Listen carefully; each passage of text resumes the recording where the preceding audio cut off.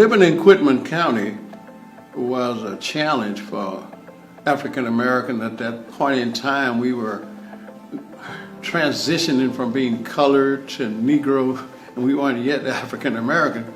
But those of us who lived on a cotton plantation were really disadvantaged because we were being displaced by mechanization. We were no longer needed to chop and plant, cultivate and harvest cotton. They had machinery doing that, so here we were in limbo. No job, no income, and no leverage that we could get from the plantation owner. So we were just existing. And that's a hard place to be in life, and that's where we were. So yes, most of us felt that we were poor, and we were really confused and perplexed. What is life coming to? Life as we once knew it as sharecroppers had come to an end. There were, no matter how bad sharecropping was, there were some advantages. We could get some amenities. We could go to the boss man and get a strip of paper and take it to the doctor. We could charge food stuff at the plantation grocery store. But when the plantation sharecropping came to an end, we were just there.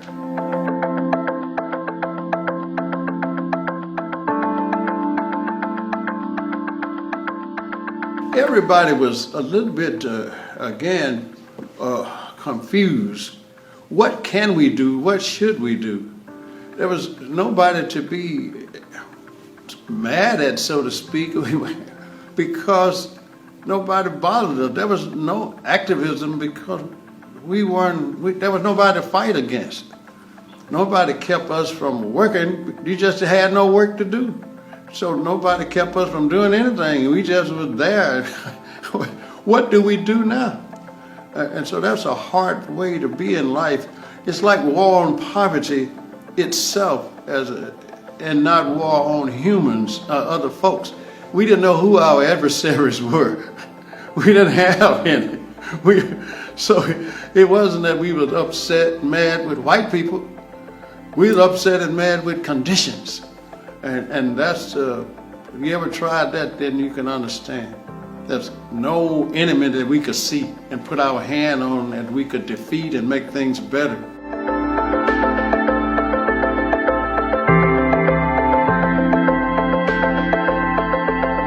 The Mule Train itself, as envisioned by Dr. King, was to dramatize the plight of the agrarian underclass.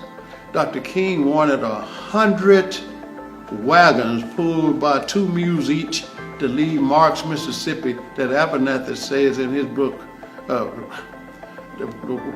walls came tumbling down, that this would be a great indication of how poor people were. The displaced sharecroppers, displaced black farmers who had been eking out a living on these plantations now were no longer needed to do anything. They were just human beings awash in the sea, so to speak. We don't need you, and frankly, we don't want you. And so the Mule Train was to tell Congress that people needed black people, colored people at that time, as Dr. King called us, the Negro, needed a guaranteed income.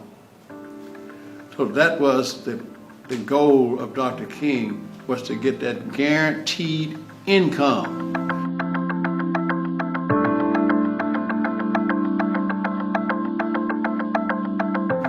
I was a freshman worker, a rookie worker at Jackson State University in 1968. I had started in 1967 at Jackson State, and this was May 1968, and I was challenged.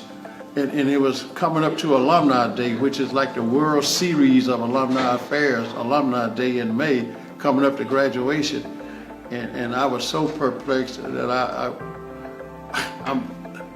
almost had a nervous breakdown. It hurts me to talk about it because it really was perplexing for me. I wanted to be in Marks, I wanted to be part of the solution, but then on the other hand, I knew I'd be just outright fired if I left Jackson State coming up to graduation.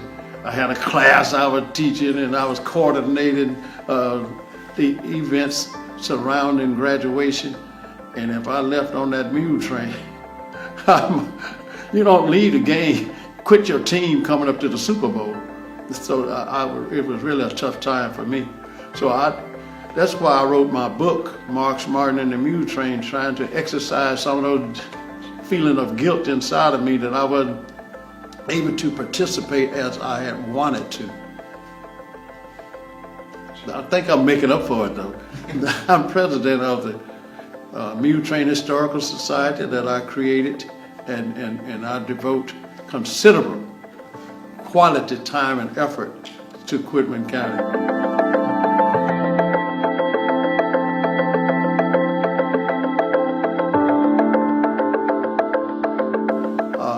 There were, on a passenger manifest that we have access to still, there were 82 passengers on the Mule Train, and I would guesstimate that there was 70 or so who were native of Quitman County as part of it. The Mule Train left Quitman County, Marks, Mississippi on May 13, 1968, which was more than a month after Dr. King had been assassinated. But his successors were able to put together the departure, and so there was 28 wagons pulled by 2 mules each. But along the way, many people joined the Mule Train for a short time. That is, the people in Winona, Mississippi, they rose up and went a part of the way, in Starkville and so on, in Montgomery, Alabama, and even in Birmingham. They would join it for a short time, and sometimes some civil rights leaders would come from afar and join for a short time. But the 82 passengers on the manifest left Marks and went all the way to Washington, D.C.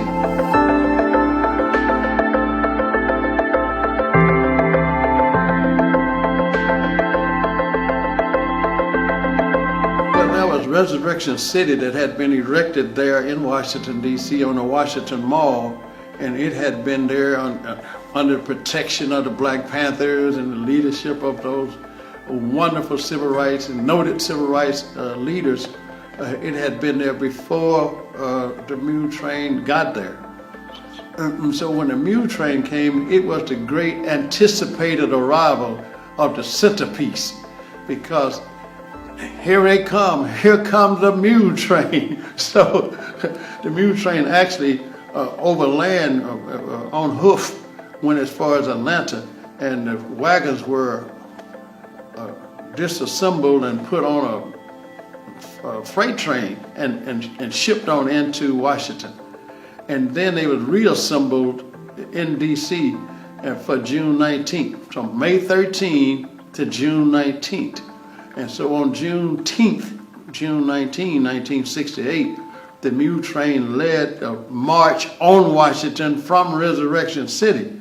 And that was the great awaited time for the Mule Train to do what it was supposed to do.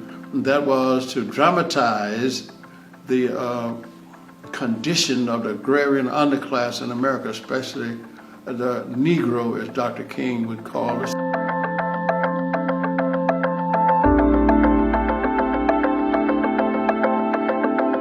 The legacy of the Mule Train, as we can see for the United States of America, for planet Earth, is that if we can tell people, there's something bliss about ignorance. And there's an old adage that says ignorance is bliss. Ignorance in this case means without knowledge of something. It's like the march on the Edmund Pettus Bridge was in '65 on Bloody Sunday, when people can see something. And that's what the civil rights movement was all about. Let's not hide it, let's bring it to the fore so people can see. So that's one of the goals of the Mule Train itself, was to expose it, expose the plight of the displaced sharecroppers. Sharecropping by itself was bad. Now that you're a displaced sharecropper, it's worse. So that's what we were at that time in '68. And so now, to utilize that Mule Train legacy to say, look where we have come from, and we are fighting poverty. So the new poverty program, the poverty movement, we have war on poverty that we have, being led by the Reverend William Barber and the Reverend Liz Theo Harris, accentuate the same thing. Let us expose what is and let the public know, because ignorance is not bliss. People suffer because nobody really knows. And maybe if you don't know, you probably don't care. But once you know, there's a chance that you may care. And when you know better, sometimes you do better. And so that's what we are doing in Quitman County. And we're working very hard to utilize the legacy of the Mule Train to step above and above poverty. You know, when Dr. King came to Marks and Quitman County in 1966, that was the poorest county in America.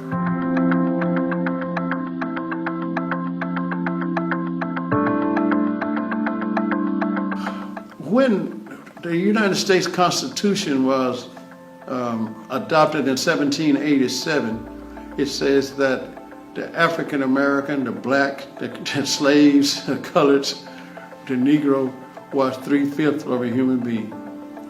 And that's been, since 1619, that's been the plight of African Americans, or the non-white, in this country. And so the New York Times 1619 Project tried to point that out, that ought to be the founding of America, because that year, 1619, when blacks was first brought to the Americas as slaves, then we were looked upon as less than a human being. We weren't a whole human. At best, we were 3/5 of a human. And so the 1968 I'm a Man movement in Memphis, the garbage and sanitation workers, gave focus to that. Look, I'm a man.